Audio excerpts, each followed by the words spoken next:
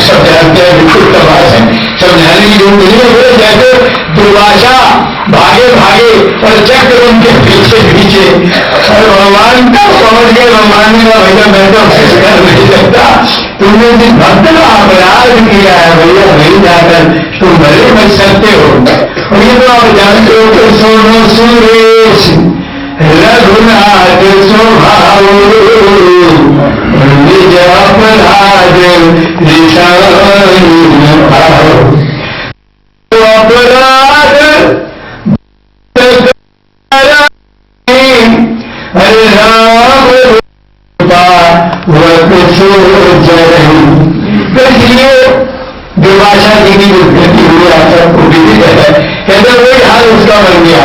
जब अपने सगे बाप ने उसका साथ नहीं दिया तो महाराज उपजे मन प्राता जटा चक्र है ऋषि दुर्वास। तो वहां कहते हैं ब्रह्मधाम, जब बाप ने दक्षा देगी तो वो चाचा ताऊ के पास जा रहा है कि ब्रह्मधाम शिवपुर सब लोका और फिरा भ्रमित व्याकुल भय शोका, भय और शोक से व्याकुल हुआ था और श्रमित पर थक गया, परिश्रम से परेशान हो गया। लेकिन काहू बैठन कहा न लाठी को सकई राम कर दो। अब आप बताइए, जो राष्ट्रपति या द्रोही हो, क्या उसको कोई थानेदार या कोई मतलब डीएम, कोई सीएम, कोई कमिश्नर, क्या उसकी रक्षा? जो राष्ट्रपति का गुनहगार हो वो भैया सबको अपनी कुर्सी का खतरा हो जाएगा, समझाओ यहां से। तो चाहे वो ब्रह्मलोक में गया, शिवलोक में गया, कहीं भी गया, लेकिन बैठन कहा न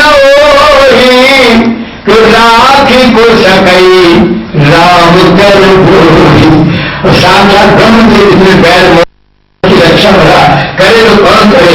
तो यह गोस्वामी एक सूत्र देते हैं, एक सूत्र आपके हमारे लिए सबके लिए है कि मां ये सार्वभौमिक सत्य है, मातु मृत्यु पितु समन समाना सुधा हो विश्व सुनो हरि जाना। और मित्र गई सत रिपु कै करणी और ताकहु विबुध नदी बहनी।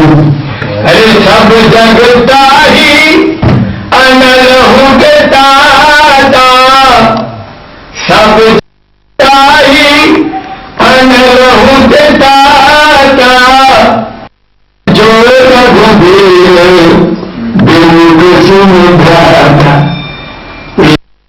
शब्द है, एक सूत्र है जो गोस्वामी जी दे रहे हैं। तो समझिए कि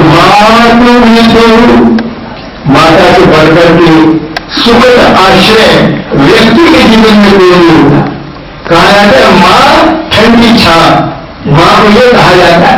लेकिन मां से बढ़िया पुत्र के लिए कोई भी सुखद वस्तु से दुनिया में नहीं है। मां क्या वो मौत बन जाती है, मां तो मृत्यु, जो इतनी सुखद मां है वो मृत्यु बन जाती है। माता का नाम पहले इसलिए है कि माता की वैल्यू पिता से 10 गुनी ज्यादा है। कौशल्या जो पितु आयसुदाता और जय राहुल जानी बड़ी माता, ये माता का डिग्री ज्यादा है।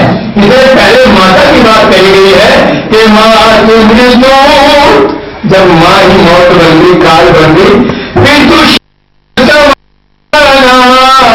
समझ माने यमराज जो सबको समेटने वाला है, जो सबको समेट लेता है वो समझ।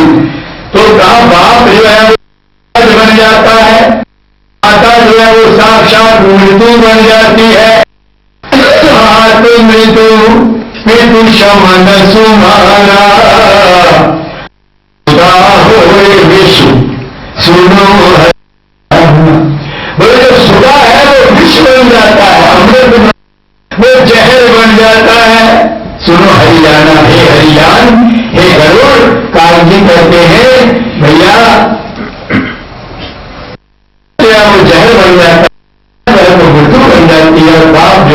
यमराज बन जाता है। और मित्र करई सत रिपु के करई, बोले जो आपका मित्र है के समान आपके साथ व्यवहार करता है। मित्र करई सत रिपु के करई, तो बिरु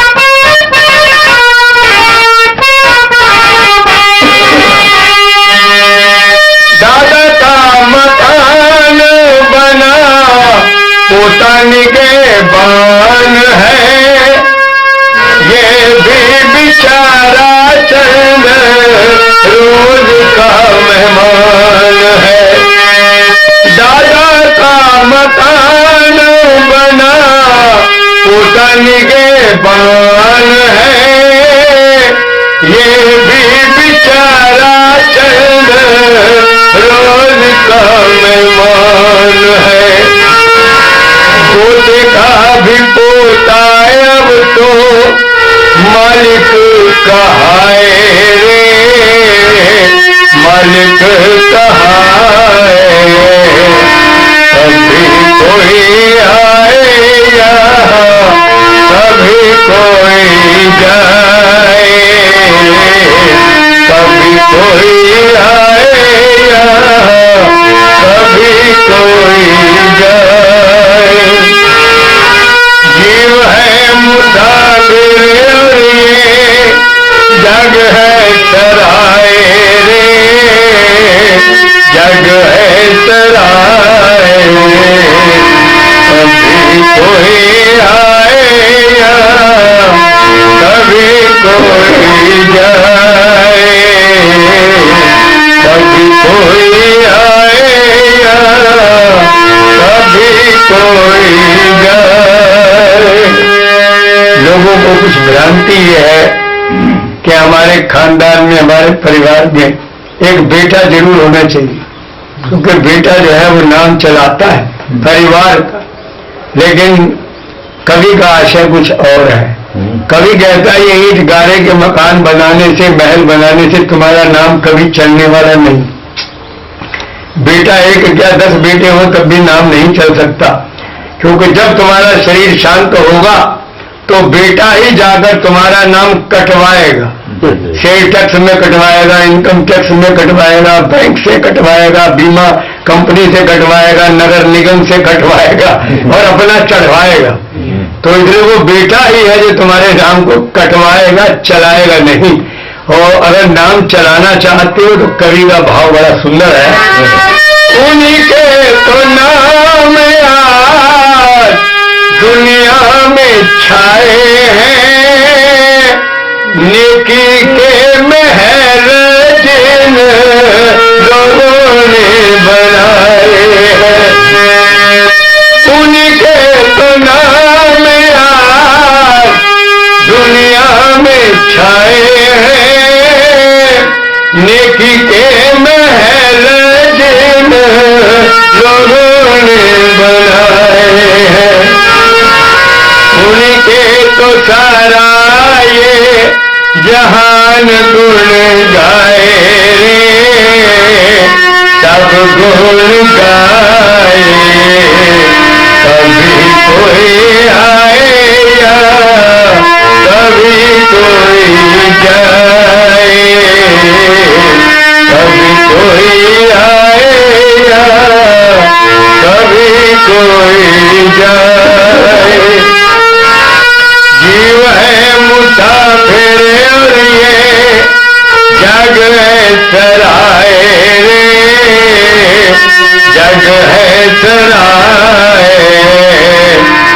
कभी कोई आए यहाँ, कभी कोई जाए, कभी कोई आए यहाँ, कभी कोई जाए। बोलिए श्यावर रामचंद्र भगवान की, वृंदावन बिहारी लाल की, बोले सरुदेव भगवान की, बोले श्री महाराज जी की जय जय सीताराम। भुज श्यामल कोमलांगम, सीता समारोह काणो महा सायक चारु चापम, नमामि रामं रघुवंशनाथं, अतुलित बलधामं शरणशैलाभदेहं, धनुज बन कृशालुं ज्ञानिनामग्रगण्यं, सकल गुण निधानम् वानरानामधीशम् रघुपति वरदूतम् वातजातं नमामि। श्री तुलसी के पद कमल बार बार शिरनाय। रामचरित मानस विमल कथा कहूँ चित चाय। सियावर राम जय जय राम। सियावर राम जय जय राम। तो पूज्यपाद गोस्वामी तुलसीदास जी महाराज मंगलाचरण के प्रथम सूरत में रामचरितमानस का सारा भाव वर्णन किए हैं। उसी संदर्भ में हम करिवर वदन, ये अरण्य कांड की कथा है। सबने अपने चेहरे बदले हैं, परिवर्तित किए हैं। गोस्वामी जी कहते हैं सबने इस कांड में अपने चेहरों को नया नया रूप दिया है। जयंत ने कौवे का रूप दिया। शूर्पणखा बड़ी सुंदर हीरोइन बनकर के भगवान के पास गई। मारीच स्वर्ण मृग बन गया। रावण जो है उसने एक साधु और संत का वेश बना लिया। और सती ने सीता जी का रूप बनाया। और भगवान राघवेंद्र सरकार ने अपने चेहरे 14,000 बना दिए। और भैया सीता जी ने भी अपना प्रतिबिंब राघवेंद्र सरकार श्री राम की आज्ञा पालन हेतु रख दिया। स्वयं अग्नि में प्रवेश कर गई। तो ये छोटा सा 46 दोहे का कुल कांड है, लेकिन सभी पात्रों ने इसमें अपने मुखौटे बदले हैं। सबने अपने चेहरे दूसरे लगा लिए हैं। कल हम चर्चा कर रहे थे जयंत की, कि जयंत को संदेह हो जाता है कि ये कैसा भगवान है। एक कामी पुरुष की तरह अपनी कामनी का पुष्पों से श्रृंगार कर रहा है। और वो कौवा बनकर सीता जी पर चरण और चोंच से प्रहार कर देता है। भगवान राघवेंद्र सरकार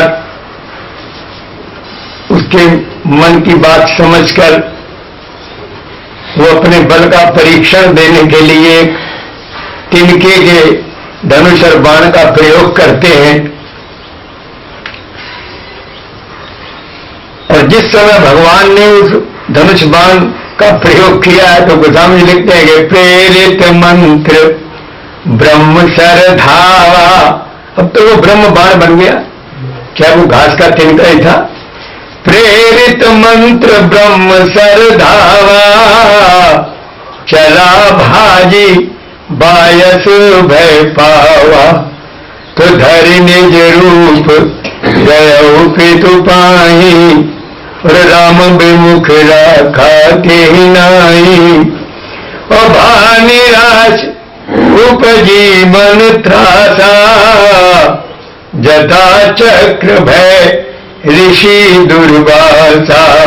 तो ब्रह्मधाम शिवपुर सब लोका। फिर श्रमित व्याकुल भैसो का।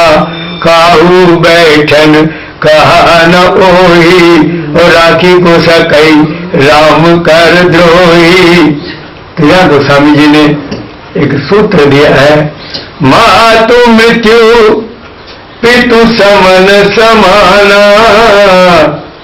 सुधा होई विष सुनो हरि जाना। मित्र करई सत रिपु कै करणी।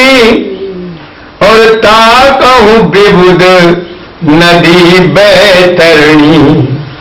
तो सब जग ताही अनल हूँ ते ताता। जो रघुबीर विमुख सुन भ्राता। तो गोस्वामी जी ने एक सार्वभौमिक सत्य का यहाँ प्रतिपादन किया है कि भैया जो राम के विमुख हैं, आप समझ लें कि माता से अधिक सुखदायी इस जगत में कोई नहीं होता।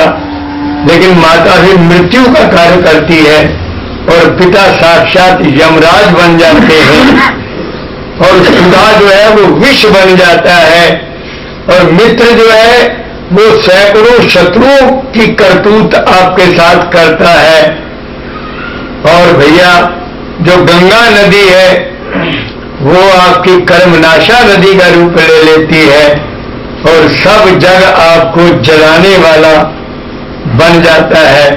यदि आप राम के विमुख हैं, यदि राम की सम्मुखता आपके जीवन में नहीं आई तो सारा जगत आपको जलाने वाला बन जाता है। कि सब जगता ही अनल हूते ताता, अग्नि से भी भयंकर जलाने वाला बन जाता है। आप सोचिए अग्नि से भयंकर और क्या होगा, अग्नि ही तो जलाती है। पर लिख दिया सब जगता ही अनल हूते ताता, अग्नि से भी ज्यादा गर्म हो जाएगा। और जो रघुवीर विमुख सुनु भ्राता। देखिए बात यह है, हम लोग शांति पाना चाहते हैं, आनंद पाना चाहते हैं, शीतलता पाना चाहते हैं, लेकिन कब मिलेगी? यदि राम की सम्मुखता हो। ये शांति, ये आनंद, ये प्रेम, ये सब भगवान राम का ही रूप तो है, उन्हीं का तो नाम है। उसी ब्रह्म के ये गुण है, उसी सच्चिदानंद परमात्मा के ये लक्षण है। शांति भी, आनंद भी और प्रेम भी चाहिए हमको, ये है। लेकिन सब जगता ही अनल हूते ताता, जिस जगत में हम शक्ति को, आनंद को, ज्ञान को, प्रेम को ढूंढ रहे हैं, खोज रहे हैं, गोस्वामी जी कहते हैं यदि आपको राम की सम्मुखता प्राप्त है तब तो आपको ये मिलेगा, और अन्यथा ये सब आपको शांति की जगह, आनंद की जगह, प्रेम की जगह सब जलाने वाले बनेंगे। तो भैया बात ये है, आज व्यक्ति इस तथ्य को समझ नहीं रहा है। आज व्यक्ति क्या कहता है? कहते महाराज मेरे पास सब कुछ मिल गया है, इतने मैंने प्रयास किया है, खूब सब दुनिया को मैंने प्राप्त कर लिया है, लेकिन महाराज शांति नहीं है। जो बिल्कुल प्रैक्टिकल बात बता रहे हैं, चाहे वो टाटा और बिरला बन गया हो, वो कहता है कि महाराज हमने सब कुछ पा लिया। सबसे बड़ी मूर्खता तो ये है, सबसे बड़ी मूर्खता ये है कि वो जगत की प्राप्ति को समझता है कि सब कुछ पा लिया। भाई धन है, दौलत है, स्त्री है, पुत्र है, दुकान है, मकान है, कोठी है, बिल्डिंग है, कार है, पा लिया। लेकिन ये क्या है? ये कुछ है? आप ये बताइए। ये सब माया का प्रपंच है, और माया का अर्थ ये है मां मने नहीं और या मने जो है नहीं और दिखाई पड़ता उसी को तो माया कहते। तो जगत तीन काल में न था और न है और न होगा, और उसको पाकर मूर्ख कहता है कि मैंने सब कुछ पा लिया महाराज, मैंने सब कुछ पा लिया। महाराज भी मुस्कुराते हैं उसकी करतूत के ऊपर के इस मूर्ख ने क्या समझा इस जगत में आकर, और कहते शांति नहीं मिली। शांति क्या है? वो प्रभु है। शांति क्या? वो भगवान है। आनंद नहीं मिला, शांति नहीं मिली, मन में तनाव चल रहा है, चिंता चल रही है, फिक्र चल रही है, ये सब क्या है? टेंशन हो रही है, क्योंकि शांति नहीं है। अब शांति और शीतलता कहां से मिली? क्योंकि वो जगत में खोज रहा है। जो परमात्मा का दिव्य गुण है, जो वस्तु तीन काल में जहां है नहीं, क्या आपको मिल जाएगी? आप बताइए। एक माता जी की सुई गुम हो गई थी, एक माता जी बुढ़िया, उनकी सुई गुम हो गई और वो बाहर स्ट्रीट लाइट के नीचे ढूंढ रही थी। जब स्ट्रीट लाइट के नीचे ढूंढ रही थी तो हम जैसे किसी सज्जन ने पूछ लिया कि माता जी आप क्या खोज रही हैं? तो माता जी बोली बेटा मेरी सुई गुम हो गई है, मैं उसको खोज रही हूं। तो उसने अभ्यागत ने पूछा कि मैया जी सुई आपकी कहां गुम हुई थी? तो बोले बेटा सुई कमरा में गुम हुई है। तो बोले यहां काहे खोज रहे हो? बोले कमरे में अंधेरा है बढ़िया लाइट है तो लाइट में खोज रहे हैं कि मिल जाएगी। अब आप बताइए, जो वस्तु 3 काल में जहां है नहीं, तो रोशनी के बल्ब से वहां सुई पैदा थोड़ी हो जाएगी भाई, अगर सुई होगी तब तो मिलेगी। तो वही हाल हम लोगों का है। तो उसने कहा कि माता जी आप कमरा में ही खोजिए, प्रकाश करने की व्यवस्था कर लीजिए, चाहे टॉर्च हो, चाहे लाइट की कोई मोमबत्ती हो, और चाहे भैया लैंप जला लो, चाहे मिट्टी के तेल की डिबिया जला लो, लेकिन वहां कुछ प्रकाश कर लो तो वहां मिलेगी। यहाँ तो आप 3 जन्म तक खोजते रहो, जब गुम अंदर हुई है तो यहाँ बाहर कहां से मिलेगी। तो भाव कहने का मेरा क्या है, हम लोगों का सबका वो कि हमारी कथा है, ये बुढ़िया का तो एक उदाहरण है, ये कथा तो हमारी और आपकी है कि जिसने कह दिया मैं सब कुछ पा लिया है, उसे मूर्ख को ये पता नहीं है कि जिसको मैं सब कुछ कह रहा हूं ये तो कुछ भी नहीं है, सब कुछ तो वही है, परमात्मा है, उसको पाना है। तो संत से युक्ति पूछा, संत से कहा महाराज आप युक्ति आप बता दो कि हमने सब कुछ पा लिया लेकिन शांति नहीं पाई, तो कैसे पाए।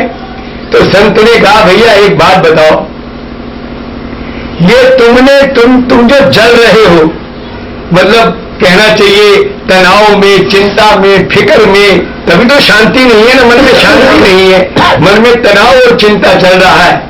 तो बोले बात है कि पानी तो स्वभाव से ही शीतल होता है, पानी को शीतल करने की जरूरत नहीं होती, लेकिन तुमने जला जला के अग्नि इसे खूब खौला लिया है। अब हमसे पूछते हो कि ये शीतल कैसे हो, तो भैया जो तुमने किया वो करना बंद कर दो तो आप ही शीतल हो जाएगा, रखे रखे शीतल हो जाएगा। शीतल करने के लिए कोई उपाय नहीं है, तुमने जो अग्नि जला जला के इसको गर्म कर दिया है, भैया वो अग्नि जलानी बंद कर दो। संत ने कहा आज तक तुम जो करते आए हो ना सब कुछ पाने के लिए, वो करना बंद कर दो तो तुम्हें शांति मिल जाएगी, शीतलता मिल जाएगी, भगवान मिल जाएगा, आनंद मिल जाएगा। क्योंकि हमारी अपनी ही तो मूर्खता से हमने दुनिया के उल्टे सीधे सब माया के प्रपंच में आकर और अपने आप को तपा लिया है, जला लिया है, तृष्णा में और इच्छा में, आकांक्षा में, तो उसी में तो हम भूले भटके, मोह में भटके हुए हमने अपनी एक अलग से विचित्र दशा बना ली है। अब संत से पूछते हैं कि हमें शांति कैसे मिले। अरे मूर्खानंद तेरा तो स्वरूप ही क्या है कि ईश्वर अंश। आप सोचिए तेरे स्वरूप में तो कहीं तनाव था नहीं, कहीं गर्मी थी नहीं, कहीं मतलब ये है कि चिंता नहीं थी, कहीं फिक्र नहीं था। तेरा स्वरूप तो परमात्मा का स्वरूप है कि ईश्वर अंश, जीव अविनाशी और चेतन अमल, सहज सुख राशि। जो सहज सुख राशि है और आज तू अपनी मूर्खता के कारण दुख राशि बना ढूंढ रहा है, तो भैया जो जो तूने किया उसे करना बंद कर दे तो अपने आप ही सुख और आनंद ये तेरे पास, तेरे स्वरूप में तो यही है, इसमें इसके अलावा कुछ है नहीं। तुमने जो इसमें अपने प्रयास किए हैं वो सब बंद कर दो तो तुमको शांति मिल जाएगी। भाव मेरा ये कि सब जगता ही अनलहु देता, सारा संसार अग्नि से भी ज्यादा भीषण गर्मी देने वाला है। उसके लिए किसके लिए? जो रघुवीर विमुख सुन भ्राता, जिनको ये पता ही नहीं है कि हमने दुनिया को इकट्ठा किया, हमने कुछ नहीं पाया, हमको ये पता नहीं है, तो सब कुछ पा लिया। अरे सब कुछ पा लिया तो काहे डर रहे इधर उधर, बैठो जाके आराम से। लेकिन नहीं, संत के पास जाते हैं हमारा शांति नहीं है, आनंद नहीं है, तनाव है, चिंता है, बड़ी फिक्र है, दिमाग खराब है। तो भाव ये कहने का कि भैया जब तक राम की सम्मुखता प्राप्त नहीं होगी तब तक बड़ा मुश्किल है। अब देखिए राम की सम्मुखता हमारे जीवन में क्यों नहीं है, हम आपको बता दें। हम 4 स्तरों पर जीते हैं, शारीरिक स्तर पर जीते हैं, मानसिक स्तर पर जीते हैं, बौद्धिक स्तर पर जीते हैं और आत्मीयता के स्तर पर, जिसे अहम कहते हैं, अहम के स्तर पर जीते हैं। तो 4 स्तर हमारे, 4 प्रकार का जीवन हमारा चल रहा है और हमारे इन चारों स्तरों पर रावण बैठा है। रावण जो है रुद धातु से रावण बना है, जिसका अर्थ है रुलाने वाला। रावण कौन है? रुलाने वाले को रावण कहते हैं। और चारों स्तरों पर, शरीर के स्तर पर मन,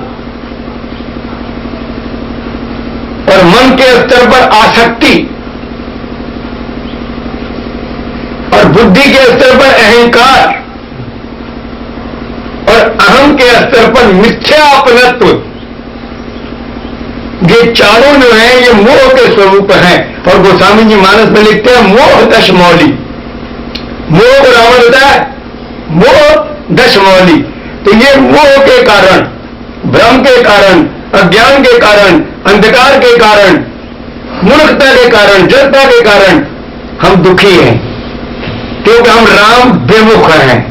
और राम विमुख होने से हमारे शरीर पर मल का कंट्रोल है, हमारे मन पर आसक्ति का राज्य है, हमारी बुद्धि पर अहंकार का राज्य है, और हमारी आत्मा पर मिथ्या अपनत्व ने हमको घेर रखा है।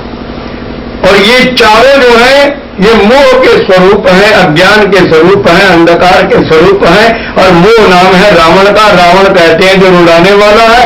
इसलिए शरीर में हमारे रोग है तो हम रो रहे हैं, मन में आसक्ति के कारण शोक और चिंता है तो हम रो रहे हैं, बुद्धि में अहंकार के कारण भय और अपमान है तो हम रो रहे हैं, और आत्मा में हमको मिथ्या अपनत्व के कारण वियोग है, हम इसलिए रो रहे हैं।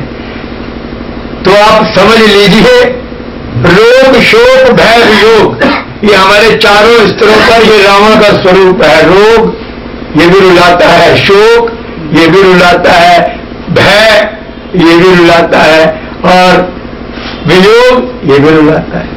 तो रोग, शोक, भय और वियोग हम तो इनसे ग्रसे गए हैं। तो भैया ये राम की सम्मुखता और विमुखता का आपको मैं परिचय करा रहा हूं, क्योंकि हम इन चारों से ग्रसे हुए हैं। वो इसीलिए ग्रसे हुए हैं क्योंकि हम राम के बेमुख हैं, हम राम सम्मुख नहीं।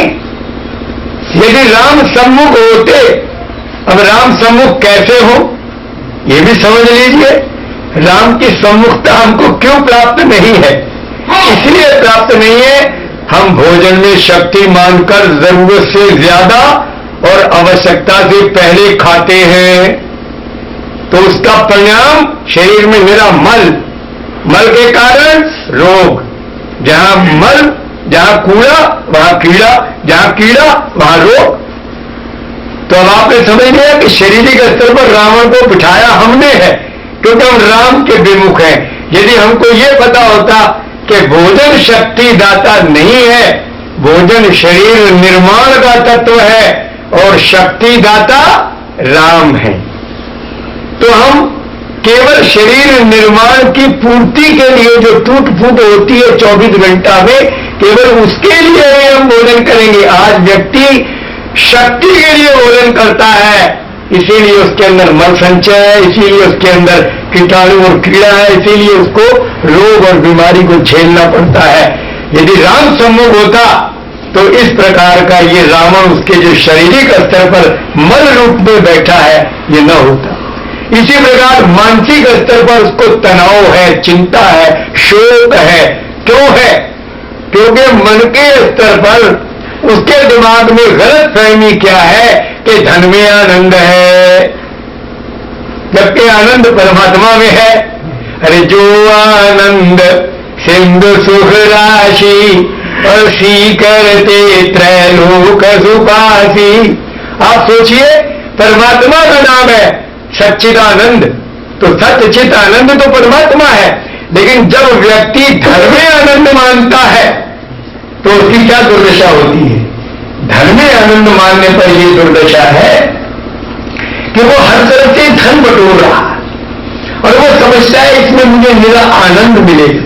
लेकिन हम आपको एक बात बता दें, अपने अनुभव की बात बता रहे हैं, जितना जितना धन आप बढ़ाते चले जाएंगे उतनी उतनी तनाव और चिंता और टेंशन के शिकार होते चले जाएंगे। ये सोना है, सोना, सोना समझते हो ना? धन कहते हैं सोने को। किसी गवर्नमेंट के पास जितना स्वर्ण होता है उतनी ही तो मुद्रा बनती है, उतना ही तो धन बनता है उस देश में। तो ये है सोना। सोना का मतलब ये है सोना, मत सो। मतलब नींद हराम। तो जितना जितना आता जाएगा उतनी उतनी चिंता और फिक्र बढ़ती है कि धन को इनकम टैक्स से कैसे बचाएं, इसको कहां इन्वेस्ट कर दें, कोई फैक्ट्री लगा लें या कोई बिल्डिंग बना लें, किस तरह से, मतलब धन का आना जो है वो चिंता का बढ़ाना है। और दूसरी बात बड़ी स्पष्ट बात है, आप कहते हो धन में आनंद है, मैं आपसे ये पूछता हूं आनंद बिस्तर में है या नींद में है? अब ये जवाब दे दो, जरा सा छोटा सा जवाब है। आनंद जो है वो नींद में है या फिर बिस्तर में है? नींद में है। अच्छा, धन से बिस्तर मिल सकता है या नींद मिल सकती है? बताइए। कहीं लिए ये दोनों धन को तो मुझे नींद दे दो भाई, मिलती है क्या? कहीं बिकती है क्या किसी मेडिकल स्टोर पे? कहीं नहीं बिकती। करोड़पति सेठ भी अगर कोई टेलीफोन आ गया ना कि 50 लाख का उसमें घाटा हो गया है, तो 1 करोड़ रुपए के बिस्तर पर पड़ा पड़ा भी वो करप नहीं बदलता रहेगा, नींद नहीं आएगी उसको। हाँ, और आनंद कब आवेगा? जब नींद आवे। तो आप बताइए, क्या नींद धन से खरीद लोगे? धन से पिस्तौल खरीद सकते हो, हिम्मत नहीं खरीद सकते। धन से दवाई खरीद सकते हो, लेकिन स्वास्थ्य नहीं खरीद सकते। धन से बिस्तर खरीद सकते हो, लेकिन नींद नहीं खरीद सकते। तो कहां आनंद मिलेगा? आनंद तो था, स्वास्थ्य मिल जाता तो आनंद था, नींद मिल जाती तो आनंद था। तो आनंद वाली तो कोई चीज आपको मिल ही नहीं सकती धन से। तो धन में आनंद नहीं है प्यारे। धन क्या है? ये वस्तु खरीदने का माध्यम है। It is a purchasing medium only. ये केवल सामान खरीदवा सकता है, लेकिन इसके अंदर आप आनंद खोजते हैं, तो ये आपकी अपनी मूर्खता है। तो इसीलिए मैं आपको राम सम्मुखता की बात बता रहा हूं कि राम के सम्मुख हम कैसे होंगे? जब हम इन भ्रांतियों को निकाल दें। भोजन में शक्ति है, इस भ्रांति को निकाल दो। भोजन शरीर निर्माण करता है, लेकिन शक्ति दाता राम है। धन सामान खरीदवा सकता है, लेकिन आनंद दाता राम है। और ऐसे ही पुस्तक में आप समझते हैं ज्ञान है, ये बुद्धि के स्तर की बात है। क्या पुस्तक में ज्ञान है आपके ख्याल से? पुस्तक को ज्ञान छू भी नहीं गया। यदि पुस्तक में ज्ञान होता तो हम आपको बताएं, जब हम पहले दूसरे क्लास में पढ़ते थे तभी से हमको समझाया गया पुस्तकों ने सच बोलो, सत्यम वद, झूठ मत बोलो, झूठ बोलना पाप है। ये सब बातें पहले दूसरे क्लास में हमारे पुस्तक में पढ़ाई गई। और हमने BA MA कर लिया, PhD कर लिया, लेकिन क्या आज तक सत्य बोलना सीख गए? अगर पुस्तक में ज्ञान होता तो अब तक तो सच बोल ही लेते। अब तो लकड़ियां पढ़ने का नंबर आ रहा है, लेकिन सच तो नहीं बोल पाते। तो पुस्तक में कहां से आया ज्ञान? पुस्तक में सूचना है, पुस्तक में सूचना है, ज्ञान नहीं है। ज्ञान तो परमात्मा का गुण है, जिसे चित्त कहते हैं। सत्य, चित्त, आनंद। तो चित्त माने ज्ञान, तो वो तो परमात्मा का गुण है। वो कहां से पुस्तक में मिलेगा भाई? और परमात्मा तुम्हारे अंदर है। भाव हमारा कहने का क्या है कि जो परमात्मा सत्य चित आनंद स्वरूप है, शक्ति का, ज्ञान का, आनंद का, प्रेम का भंडार है, वो हमारे अंदर है। अंदर से ही शक्ति आएगी, अंदर से ही ज्ञान आएगा, अंदर से ही प्रेम आएगा, अंदर से ही आनंद आएगा।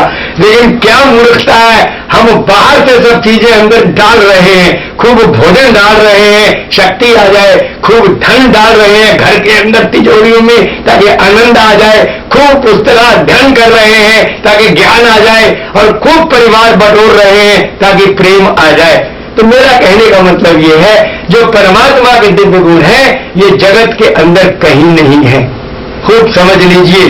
तो ये चूंकि बात आ गई कि सब जगता है अनल हूते ताता, और जो रघुबीर विमुख सुनो भ्राता।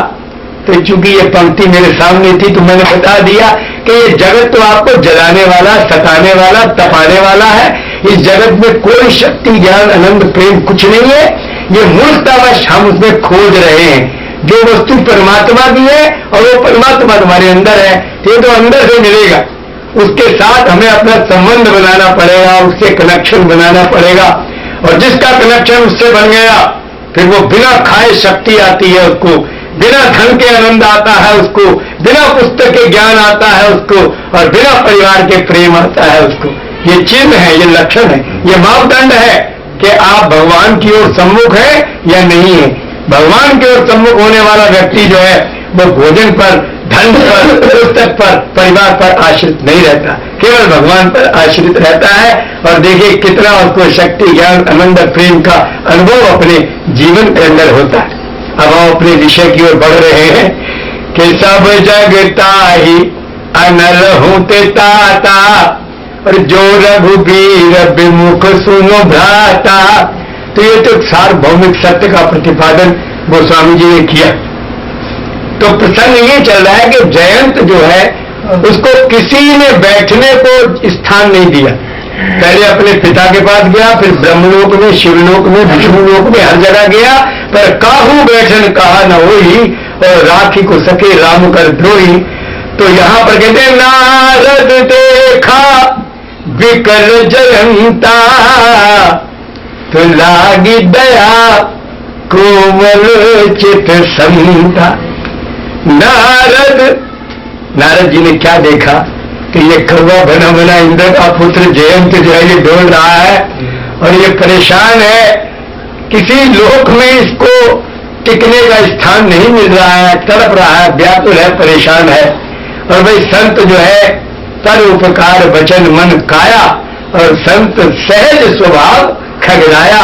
संत का तो सहज स्वभाव ये होता है कि वो मन से, वचन से, कर्म से परोपकार करना चाहता है।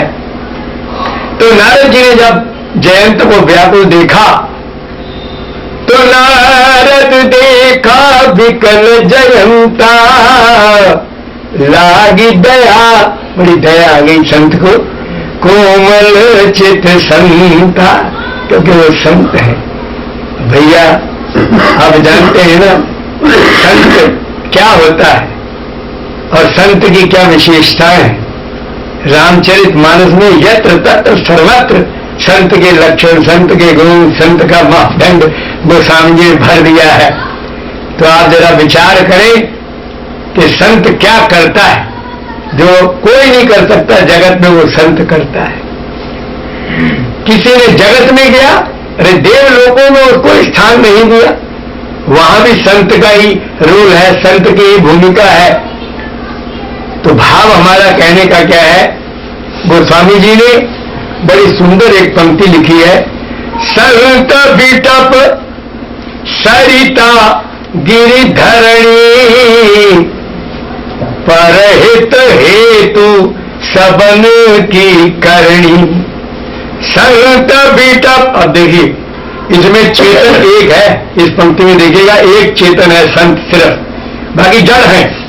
संत बिटप, बिटप भी जड़ है, सरिता वो भी जड़ है, गिरी वो भी जड़ है, धरणी वो भी जड़ है। एक चेतन है केवल और बाकी चार जड़ है।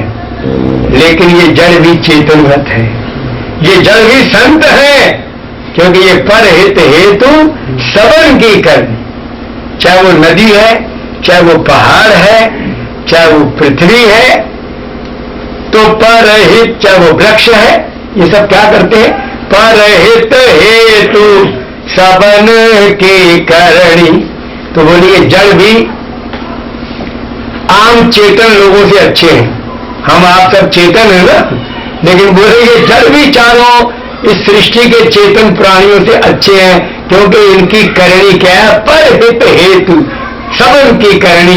तो भैया जिनकी करणी परहित में लगी है, जिनकी करतूत परहित के लिए है, बोले वो सब संत ही है। आप सोच लीजिए संत की कितनी महिमा है कि संत के साथ यदि इनके अंदर परोपकार की भावना है। अब वृक्ष है, वृक्ष के बारे में आप जानते हैं कि वृक्ष का बहु नहीं फल भखे, और नदी न संचय नीर, और परमारथ के कारण साधुन धरा शरीर। तो नदी कभी अपना जल नहीं पीती, वृक्ष कभी अपना फल नहीं खाता। कहते हैं इसी प्रकार संत लोग जो है परमार्थी हैं और पर सेवा करने के लिए उनका शरीर रहता है। संत तो कहते ही उसको हैं कि कोमल चित दीनन पर दाया, और पर उपकार बचन मन काया, संत सहज स्वभाव खगराया। कहने का भाव ये है कि संत की बड़ी विशेषता है। संत उदय संतत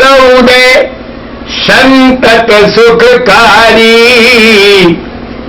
संत उदय संतत सुखकारी, विश्व संत हाँ विश्व सुखद जिमि इंदु तमारी। जैसे विश्व को सुख देते हैं, चंद्रमा है, सूर्य है, ये सारे विश्व को सुख देने वाले हैं। संत उदय संतत सुखकारी, कहते हैं संत भी जो अवतार लेते हैं धराधाम पर, सबको सुखी करने के लिए लेते हैं। कि भूरज तरु सम संत कृपाला, परहित नीति सह विपति विशाला।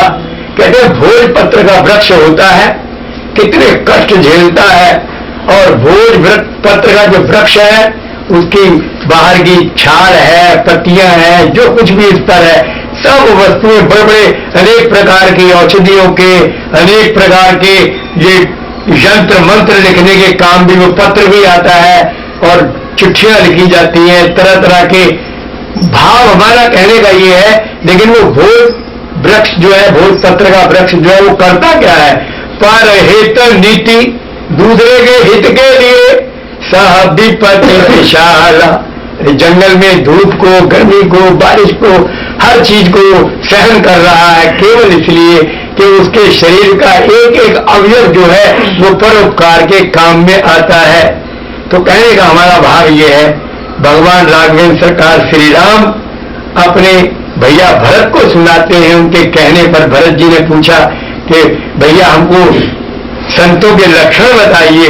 तो भगवान ने कहना शुरू किया कि संत असंतन की यसी करणी, और जिमि कुठार चंदन आचरणी, काटई परसुमल सुनो भाई, और निज गुण दे सुगंध बसाई।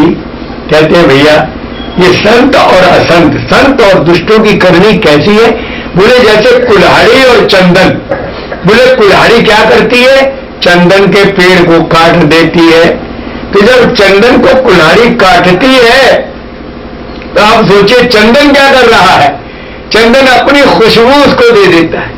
यानी जिस कुल्हाड़ी ने चंदन का जीवन समाप्त कर दिया वृक्ष का, उसको भी ये संत चंदन है, और दुष्ट जो है वो कुठार है, वो कुल्हाड़ी है।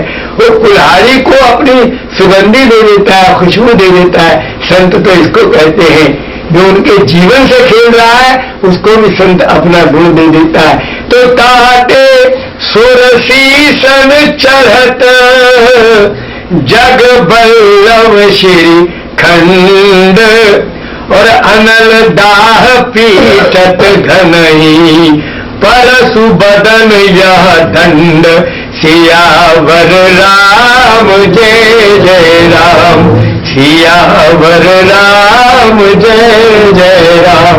तो कहते दाते, तो ये चंदन की विशेषता देखिए, संत की विशेषता है। चंदन को संत की उपमा दी गई है। ताते सुरसीसन चढ़त, बोले इसलिए उन संत रूपी चंदन को देवताओं के सिरों पर चढ़ा दिया जाता है और उनके मस्तकों पर उसको चढ़ा दिया जाता है। जग बल्लभ, जो सारा विश्व का चहेता है। श्रीखंड, श्रीखंड माने चंदन, जग बल्लभ माने जो संसार का चहेता, जो संसार जिसको चाहता है, संसार का प्रिय। तो वो चंदन जिसको दुनिया चाहती है, बोले वो देवताओं के मस्तकों पर, देवताओं के सिरों पर धारण कर दिया जाता है। और बोले वो परसा, वो कुल्हाड़ी जिसने उस चंदन का जीवन समाप्त किया है, अब उसकी भी दुर्दशा देख लो। अनल दाही, उसको अग्नि में तपा करके लाल कर लिया जाता है, और फिर देव पे चोट पे चोट, चोट पे चोट, घन से उसको पीटा जाता है, उसकी धार सही करने के लिए। अनल दाही पीटत घनही, घन से पीटते हैं उसको। परसु बदन यह दंड। तो भैया संत के बारे में हम क्या बताएं? समदम नियम नीति नहीं डोले, और परुष वचन कबहू नहीं बोले। कहते हैं सम दम। देखिए सम क्या होता है, दम क्या होता है। ये हमारी 10 इंद्रियां हैं, इंद्रियों के स्तर पर जो हम दमन करते हैं, अपनी इंद्रियों को रोकना, विषयों से विकारों से हटाना, ये तो कहलाता है दम। और भैया मन बुद्धि चित्त अहंकार जो अपने अंतःकरण को नियंत्रित करना है, ये है शम। तो शम दम नियम नीति नहीं डोले। और परुष वचन, परुष वचन माने कठोर वाणी। कठोर वाणी भैया देखो, जैसे अग्नि खुद तो जलती है और दूसरे को जलाती है। भाई अग्नि खुद भी तो जल रही है, तभी तो दूसरे को जलाती है। ऐसे कठोर वाणी कहने वाला पहले स्वयं जलता है, क्योंकि क्रोध से कठोर वाणी का संबंध है।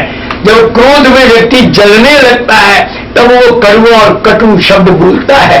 तो पहले स्वयं उसका अंतःकरण जलता है, तब दूसरे को वो जलाता है। तो भैया भाव यही है कि परुष वचन, संत कभी ऐसी वाणी नहीं बोलते।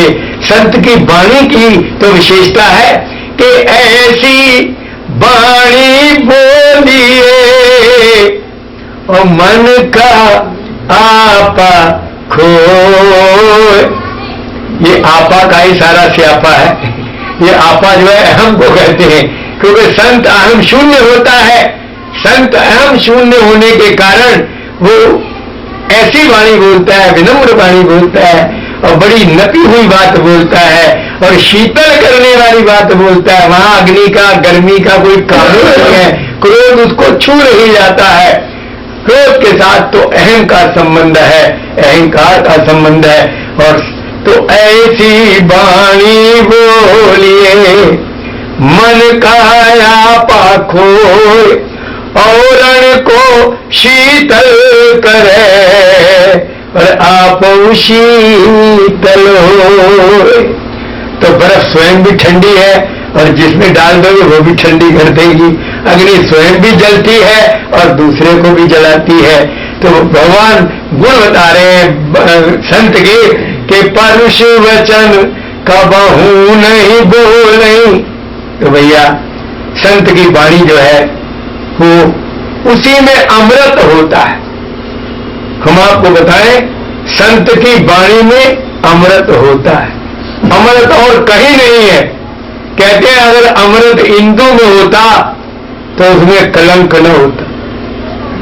अगर अमृत सिंधु में होता तो उसमें खारापन न होता। और बड़े बड़े कवियों ने कल्पना की है कि नायिका के ओष्ठों में अमृत होता है जो उसका प्रेमास्पद पान करता है। हम कहते हैं यदि नायिका के ओष्ठों में अमृत होता तो उसका पति या उसका प्रेमास्पद कभी काल कवलित न होता।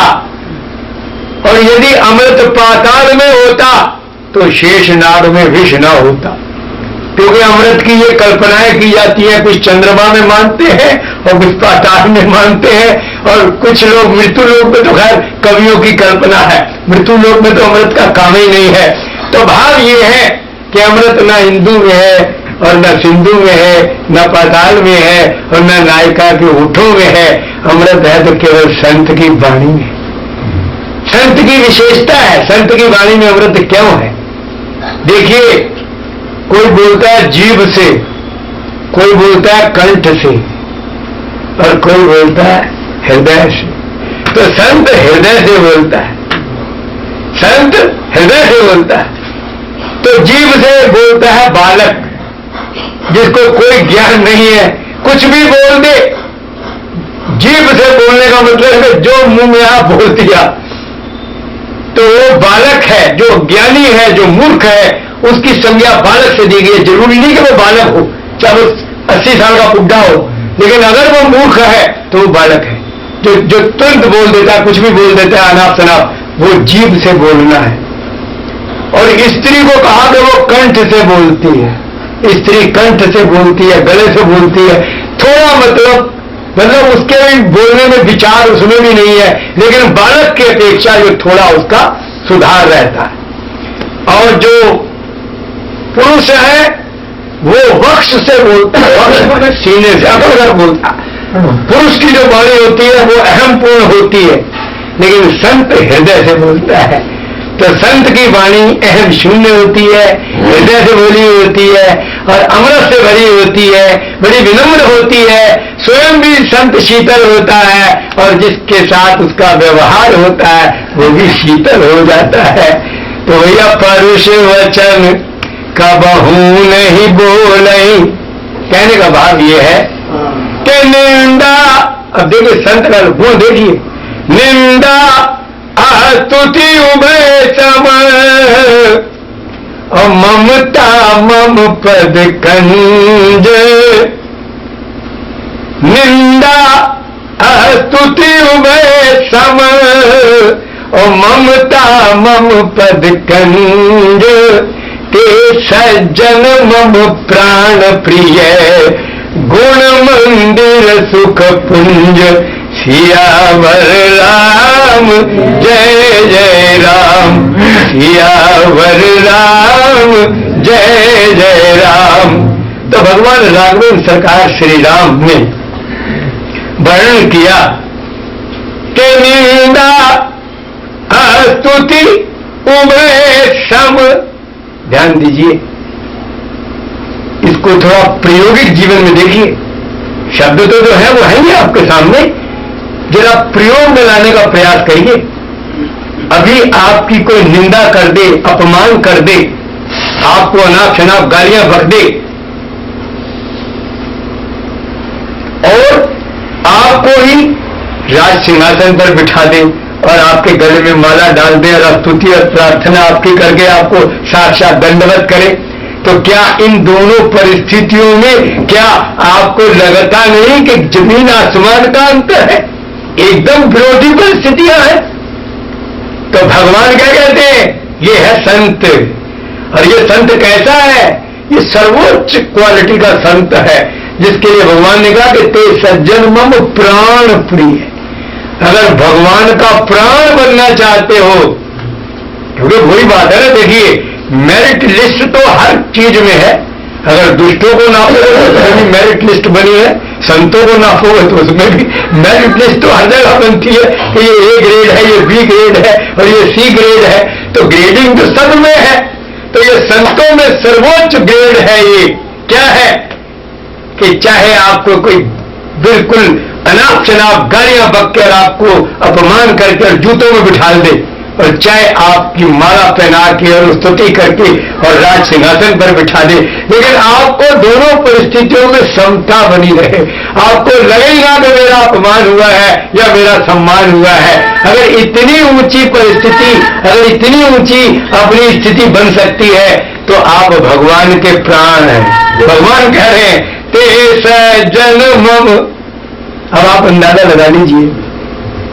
मैं तो ये कह सकता हूं कि ये जो स्थिति जिसका भगवान वर्णन कर रहे हैं, ये भगवान राघवेंद्र सरकार श्री राम के शब्द हैं। और भैया भरतलाल को सुना रहे हैं, उत्तरकांड में देख लीजिए तो वो क्या कहते हैं कि निंदाया स्तुति उभय सब। बात ये है, इस बात को कहा तो बहुत प्रकार से गया है। जैसे गीता के अंदर भगवान ने कहा है ना, दुखे दुखे समय कृत्वा लाभा लाभो जया। तो भाव ये कहने का है कि ये विष्णुता के अंदर समता, क्योंकि ये परमात्मा का गुण है। आप समझ लीजिए, परमात्मा कहते हैं अगर कोई ऐसा संत है, अगर ऐसा सज्जन है तो वो मेरा ही प्राण है, मेरा ही रूप है। प्राण क्या? प्राण के माने हमारी असलियत प्राण ही तो है। आप सोचिए, मेरी असलियत जो है वो मेरा प्राण ही तो है। मेरा प्राण ही ना हो तो मेरी कुछ असलियत ही नहीं है। तो भगवान भी कहते हैं मेरा वो प्राण है। कौन प्राण है? कि जिसके अंदर इतनी विषम परिस्थिति भी जिसको एक सी लगने लग जाए। अर्थात वहां पर मैं ये समझता हूं कि विचार समाप्त ही हो जाता है।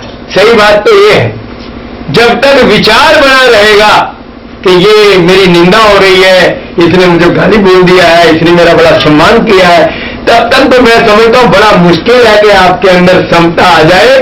समता अभी बहुत मुश्किल है। प्रैक्टिकली आप इसको गहराई में जाके सोचिए, संभव ही नहीं है। ये तभी आ सकती है कि जहां पर विचार का एंड हो जाए, विचार समाप्त हो जाए, बस केवल आपको, जिसको मतलब क्या कहा जाए कि भगवान ने इस प्रकार से संत को इतना मान और सम्मान दिया है कि बोले ऐसा संत जो है मेरा प्राण बन जाता है। तो भाव हमारा भैया ये है कि संतन के लक्षण रघुबीरा, कहते हैं नारद जी ने भी पूछा है, और ये अरण्य कांड का ही अंत में वर्णन है। नारद जी ने कहा कि प्रभु संतों के लक्षण आप हमें बताएं कि संतों में क्या क्या विशेषता है। तो भगवान कहते हैं सुनो मुनि संतन के गुण कहूं, और जिनते मैं उनके बस लाऊं। षट विकार जित अनघ अकामा, अचल अकिंचन सुचि सुख धामा। अमित बोध अनियमित भोगी, और सत्य सार कवि कोविद जोगी।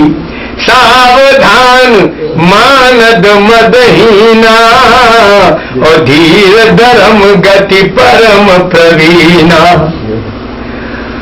धीर धर्म गति परम प्रवीणा। तो भगवान नारद जी को बता रहे हैं कि इस प्रकार से संत जो है उसकी स्थिति क्या है कि निज गुण श्रवण सुनत सकुचाहे। संत कभी भी अपनी महिमा को, अपनी बड़ाई को अपने कानों से सुनकर प्रसन्न नहीं होता, सकुचा जाता है। निज गुण श्रवण सुनत सकुचाई, और पर गुण सुनत अधिक हर्षाई। संत तो वो है जो दूसरे की महिमा को सुनकर अत्यंत हर्षित होता है, अत्यंत प्रफुल्लित होता है। सम शीतल नहीं त्याग ही नीति, और सरल स्वभाव सबही सन प्रीति। अब ये शब्द कहने में बड़ा सरल सा लगता है, लेकिन इस शब्द के अंदर भी वही भाव छिपा है। अब जरा ध्यान दें, समशीतल, समता। बताइए इस विषम संसार में, आपको तो पता है संसार में तो निरी विषमता है। संसार में समता कहाँ? कहीं दिन है तो कहीं रात है, कहीं संत है तो कहीं दुष्ट है, कहीं अच्छा है तो कहीं बुरा है, कहीं अमीर है तो कहीं गरीब है, कहीं छोटा है तो कहीं बड़ा है, कहीं मूर्ख है तो कहीं विद्वान है। तो यहाँ तो निरा विषमता से बड़ा संसार है। लेकिन वो कहते हैं उस संसार में संत कौन है? समशीतल, जो समता से शीतल बना रहता है। नहीं त्याग ही नीति, और सरल स्वभाव सबही सन प्रीति। तो सबसे प्रेम होना ये संत का